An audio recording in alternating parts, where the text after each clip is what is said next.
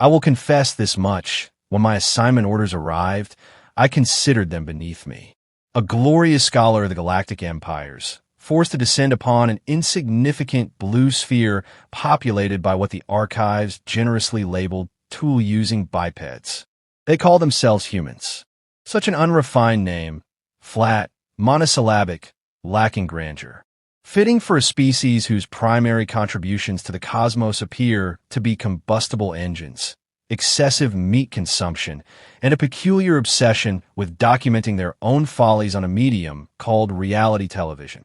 If this was civilization, then our domestic vermin deserved to sit upon the council. Still, I followed protocol. I was to gather data, secure a specimen, and provide an assessment of whether this species warranted classification as a potential nuisance or a tolerable minor intelligence.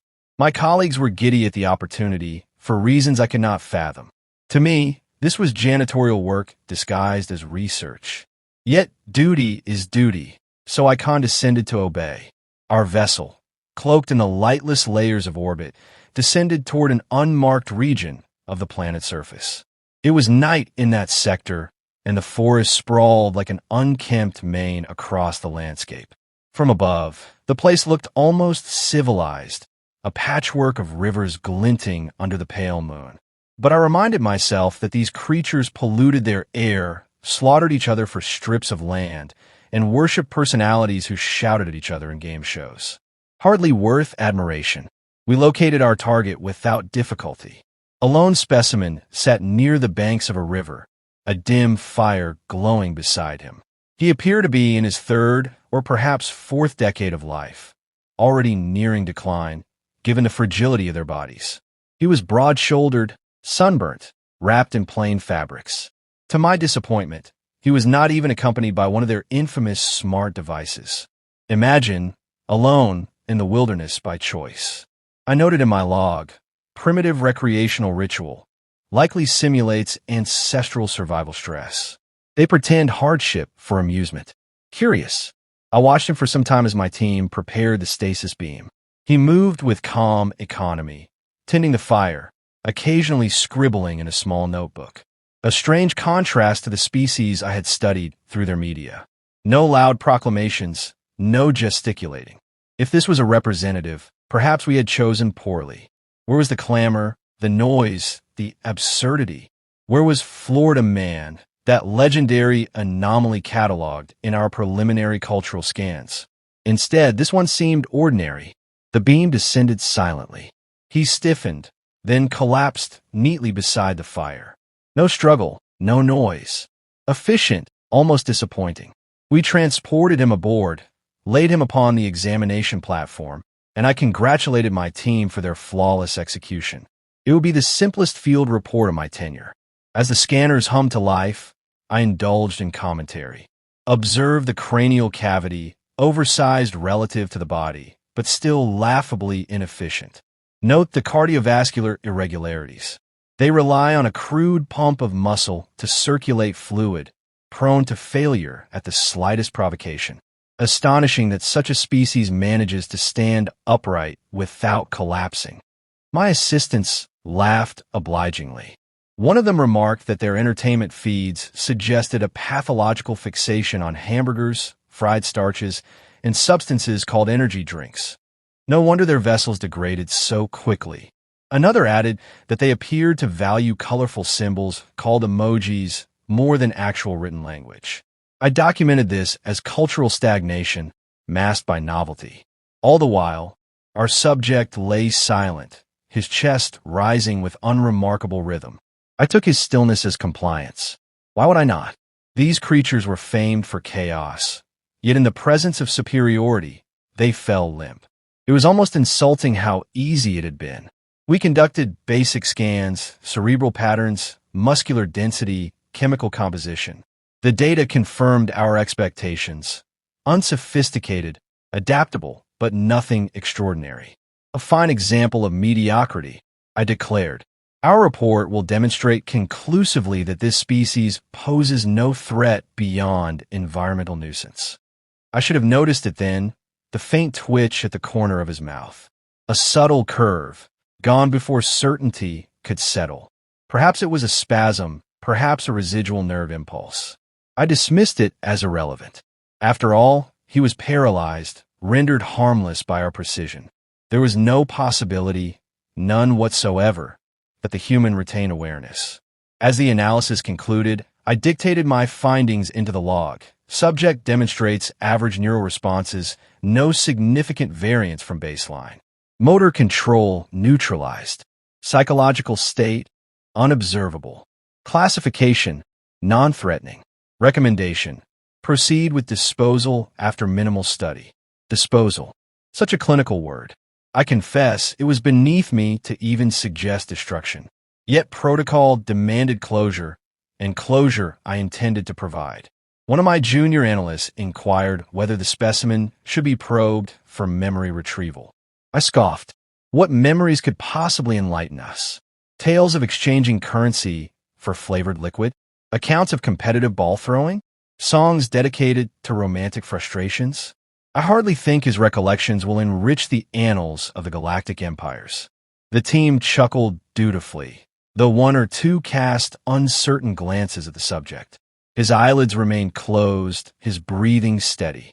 But there was something in the set of his jaw, in the quiet confidence of his posture, even unconscious, that seemed to unsettle them. I ignored their hesitation. After all, what could possibly go wrong? I dictated one final observation to my log, intending to punctuate the evening with a flourish of disdain. The humans, I said, are fascinating not for their strength or intelligence, but for their unshakable mediocrity. If this specimen represents the peak of their evolution, then they're a species destined for obscurity. Their greatest danger is to themselves, not to us. And yet, as I turned to deactivate the scanner, I could not shake the lingering image of that fleeting smile. It hovered in my mind like a shadow in the periphery, refusing to dissolve.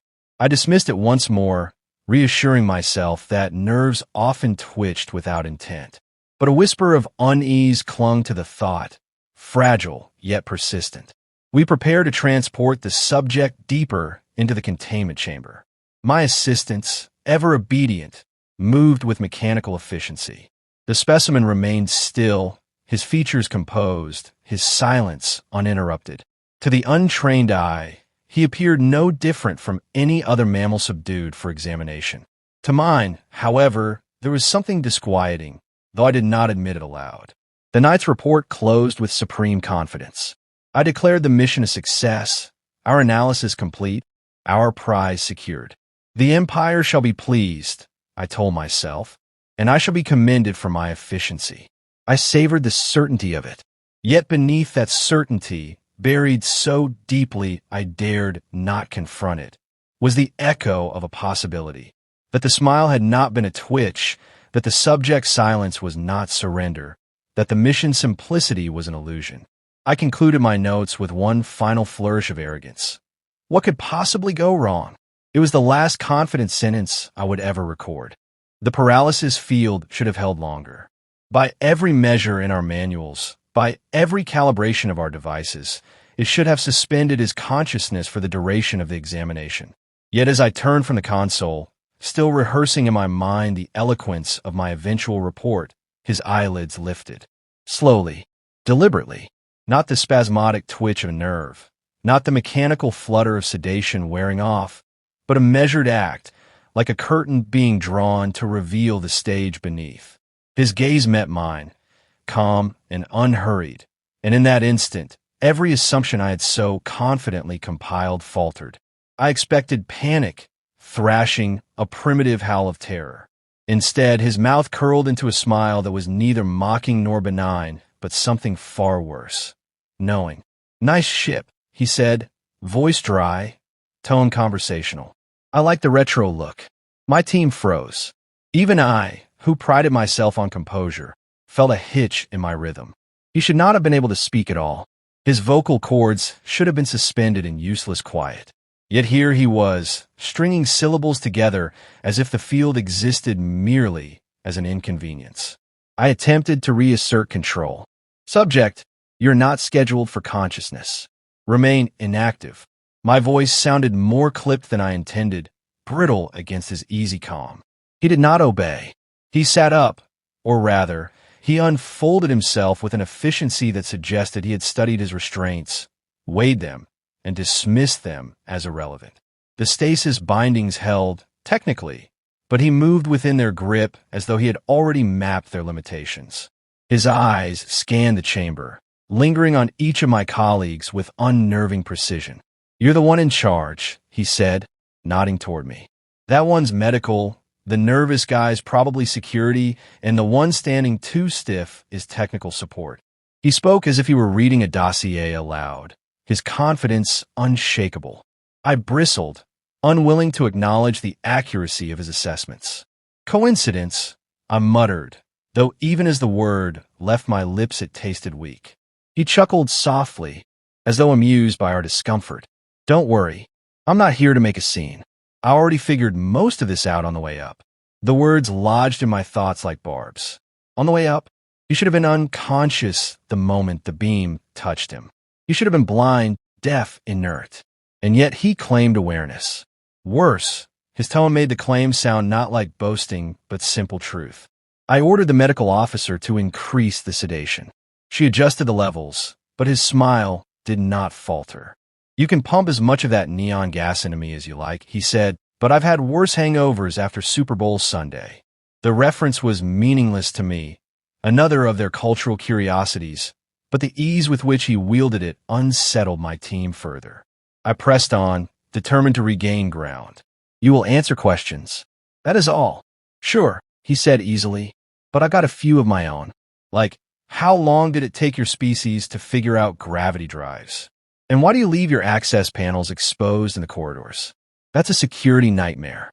Every word landed like a tiny crack in glass. My assistants shifted uneasily. None of this information should have been available to him. He had been aboard for minutes, blindfolded by paralysis, yet he spoke with the authority of an inspector reviewing blueprints. I forced a dismissive laugh. "You presume knowledge you cannot possibly have."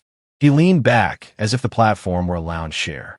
"You'd be surprised what you can learn when you pretend to be asleep. People get careless. They talk. Systems hum. Vibrations travel. You start to piece things together." The medical officer whispered nervously, "He should not." I silenced her with a glare. My control was slipping, and worse, he knew it. We began the standard cognitive tests. He responded with deliberate mischief. When asked to identify shapes, he answered with references to corporate logos. "That's basically the Pepsi circle, right? And that one's like Target, except you guys forgot the sale." When asked to describe emotional associations, he recited lines from American films, his delivery impeccable. "I'll be back," he intoned gravely, then grinned at our confusion. "Come on, you've never seen Terminator?" His casual irreverence was infuriating, yet it masked something deeper. Every joke was a shield, but also a probe, a way of measuring our responses. He was not mocking for amusement. He was testing boundaries. I noted an irregularity on the neural scan. His brainwaves did not resemble the templates we had cataloged. They spiked in patterns too fast, too coherent. My console translated the readings into unfamiliar metrics, each one suggesting efficiency beyond expected human range. I recalibrated twice, but the data held. "You're noticing it, aren't you?" he said, watching me watch the screen. "Don't feel bad. People back home couldn't make sense of my scans either." A thin chill coiled through me. "Explain yourself." "Let's just say I had a career in finding cracks in systems. Military, counterintelligence, security testing. My job was to think like the enemy and stay 3 steps ahead. Turns out that training works pretty well here too." He paused, letting the words settle. "I'm what you might call inconvenient." The admission shifted the atmosphere. My team, once smug, now glanced at one another with unease. A soldier, and not merely a soldier, but one trained in strategy, in deception, in resilience. We had not captured a specimen. We had captured a predator. Still, I clung to protocol. "Your training does not alter the reality of your situation. You are in our custody, bound by technology you cannot fathom." He tilted his head, eyes gleaming with a disconcerting mixture of amusement and pity. "See, That's where you're wrong. You think I'm bound. But you've missed the point entirely. I leaned forward despite myself. And what point is that? He lowered his voice to a conspiratorial whisper. I've already sent a message. The words detonated in the chamber. My team erupted in panic, voices overlapping, consoles checked and rechecked. No transmission had been authorized. No system should have been breached. Yet he reclined against the restraints as though lounging in his own home, utterly at ease. I demanded clarification, my voice harsher than intended. What message? To whom? He only smiled again, the same deliberate curve I had dismissed in the forest. Let's just say I never travel without backup. The chamber fell silent, thick with the weight of implications none of us wanted to acknowledge. My confidence, once absolute, now hung by the thinnest thread. And for the first time, I wondered if we were truly the ones conducting the experiment. The chamber felt smaller than it had moments before, as though the walls themselves were bending inward to listen. I had expected resistance from the subject, perhaps even crude threats, but not this calm unraveling of our certainty. His words, I've already sent a message, hung like static in the air, contaminating every thought. My assistants scrambled at their consoles, searching for anomalies, convinced that their haste would disprove his claim. I watched him instead. He sat unnervingly still, his smile muted but enduring, as though everything unfolding was a scene he had already rehearsed. I attempted formality, though the authority in my voice wavered. Explain what you mean. What message, and by what means could you possibly? He cut me off with a lazy shrug. You ever run diagnostics on your scanning beam? Fascinating thing, the way it rides frequencies. If you tweak the right harmonics, it's basically a transmitter. Of course, you wouldn't notice unless you were looking. My throat tightened, though I refused to show it. He should not have had the knowledge, much less the capacity, to exploit our instruments. And yet he spoke as if he had dissected them already. My security officer hissed in alarm, whispering about containment breaches. I silenced him with a glare, though I shared his dread. The subject leaned forward slightly, eyes locked on mine. You should understand, I didn't call anyone specific. Just left a breadcrumb, a signal. Someone back home will notice. They always do. I forced myself to scoff. You exaggerate. Your species lacks the capacity to monitor interstellar signals of such complexity. His grin widened, teeth catching the sterile light. That's what you think. You've been watching the wrong channels. The medical officer spoke suddenly, her voice trembling. His neural patterns, they're escalating. I can't keep up with the spikes. It's as though he's anticipating our adjustments before we make them. I looked at the readouts. She was right. His brain activity wasn't merely abnormal. It was predictive, pulsing ahead of our calibrations as though mocking our attempts. I clenched my hands behind my back, unwilling to admit that his mind moved faster than our instruments could track. To my astonishment, he chuckled again, soft but cutting. You guys remind me of middle managers. You think you're running the meeting, but the intern already emailed the boss the real numbers. Another reference I did not fully understand, but the cadence of his mockery was unmistakable. He was enjoying himself. I tried to shift the interrogation. You claim intelligence, but intelligence without discipline is nothing. Why? Then, lace every response with nonsense. With jokes and trivialities? His eyes flickered with a sharper glint, humor undercut by steel. Because you don't take us seriously. You laugh at our burritos, our TV, our memes. You think it's all noise. And while you're laughing, we're learning how to turn noise into cover. You underestimate us, and that's exactly how we like it. The word struck harder than I cared to admit. Was it possible that the chaos we dismissed was deliberate camouflage?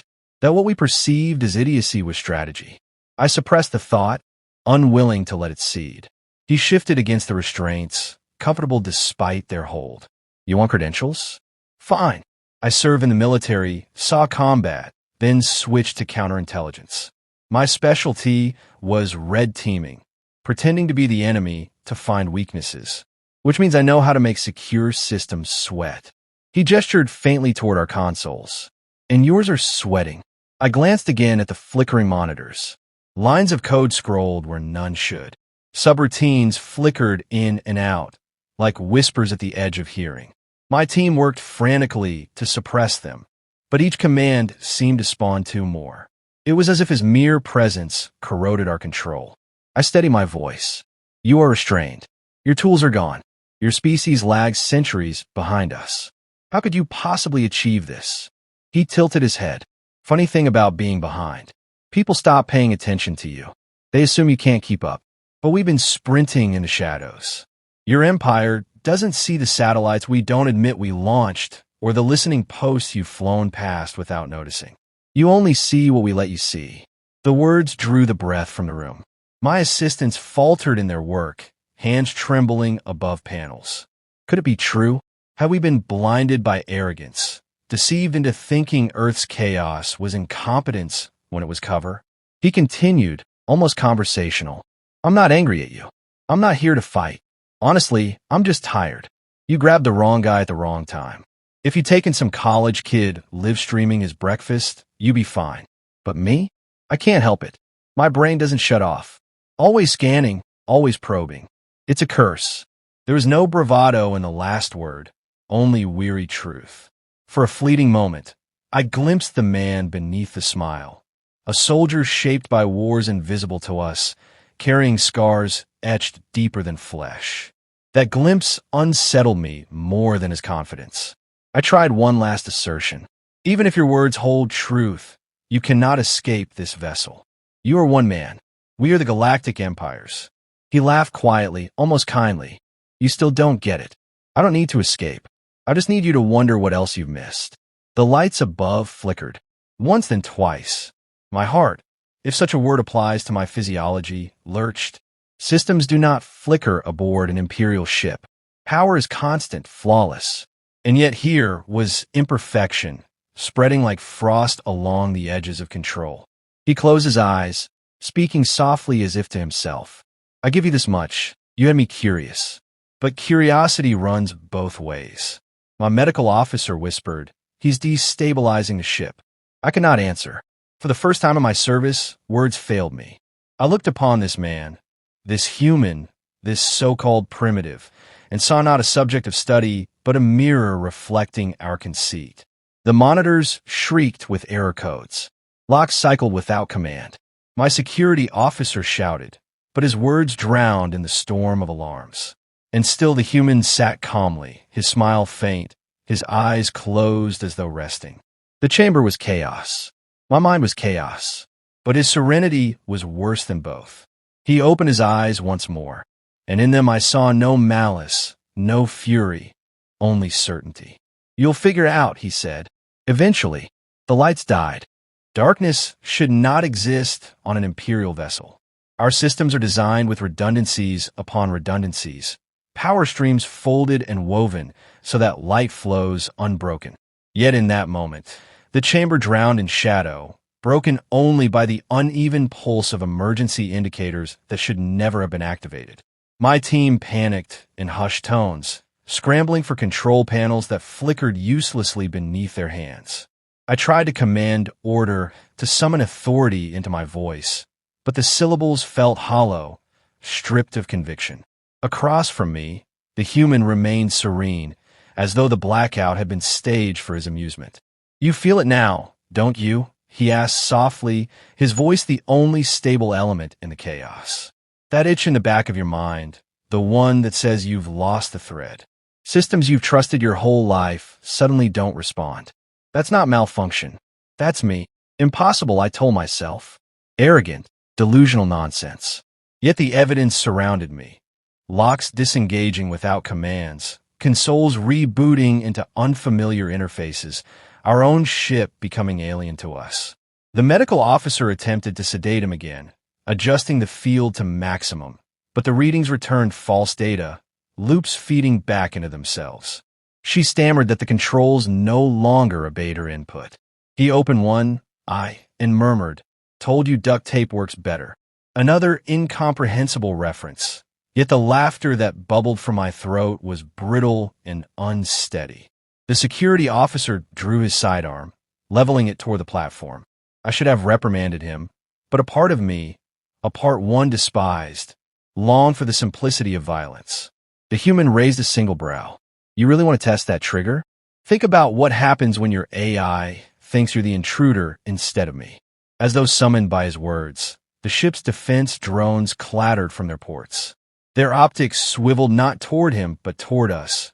Red beams painting my officer's armor, targeting the very crew sworn to enforce order. The officer froze, trembling. A single misstep, and the drones would atomize him.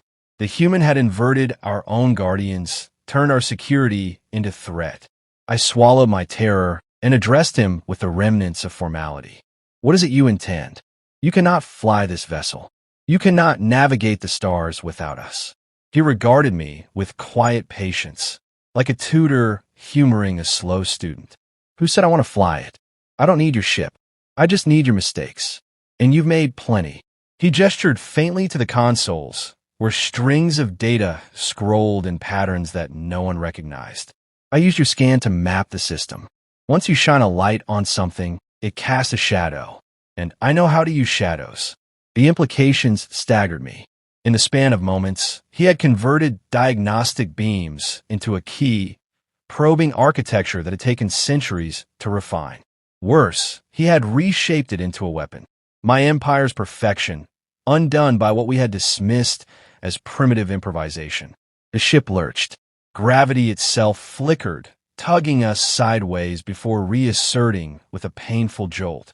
My crew yelped, clinging to rails, their dignity collapsing with their balance. He remained oddly poised, his body moving with emotion rather than against it, as though he had already predicted the instability. His calm made the disarray around him unbearable. I tried one last time to salvage authority. Your people cannot save you.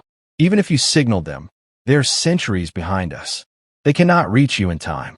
He shook his head, pity in his expression. You're still thinking about rescue. That's not what this is. The message wasn't a distress call. It was proof of concept. A flag planted. Now they know you're here. And trust me, we've been preparing for this moment a long time. The words gnawed at me. Could Earth truly possess defenses hidden from our scans? Could their chaos conceal coordination?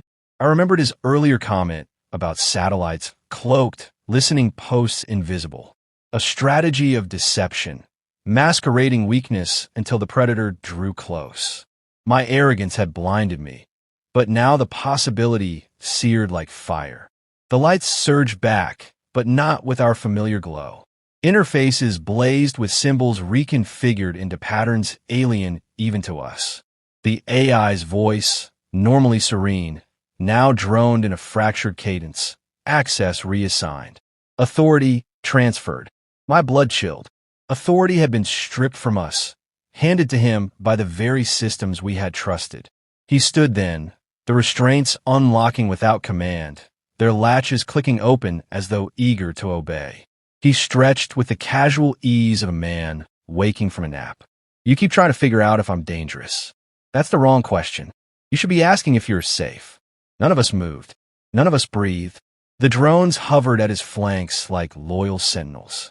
He did not order them to fire. He did not need to. Their aim alone kept us paralyzed. I felt the final shards of my certainty crumble. My arrogance had told me humans were quaint, a species destined for irrelevance. Yet here stood one man, wounded and weary, unraveling the might of an empire with nothing but his mind and his refusal to bow. Why? I asked finally, my voice hollow. Why not destroy us now, if you hold the power? His eyes softened, though his smile remained. Because fear is louder than firepower. You'll carry this story back with you, if you're lucky. You'll tell them what happened, and they'll hesitate the next time they look at Earth. That's all we need, hesitation. The word struck like prophecy. For the first time, I saw the scale of what he represented. Not an individual, not even a soldier, but an idea that humanity had been hiding its claws until the moment of necessity. An empire thrives on certainty, and he had torn certainty from us. The drones drifted back, not dismissed but patient, waiting. He stepped down from the platform and walked to the viewport. Beyond stretched the earth, serene and glowing, a world we had mocked as trivial. He placed a hand on the glass and whispered, not to us, but to himself, "Home field advantage." I dare not stop him. None of us did. We were no longer captors. We were witnesses. In that silence, a truth crystallized. He had not escaped us. We had delivered ourselves into his hands. We were the specimen, examined and discarded, our flaws catalogued with a soldier's precision. He turned back once, meeting my eyes with an expression that was neither hostile nor kind, but final. "The Galactic Empires made one mistake," he said softly. "They left a wounded American soldier alive. And in that moment, I knew our empire would never sleep easily again.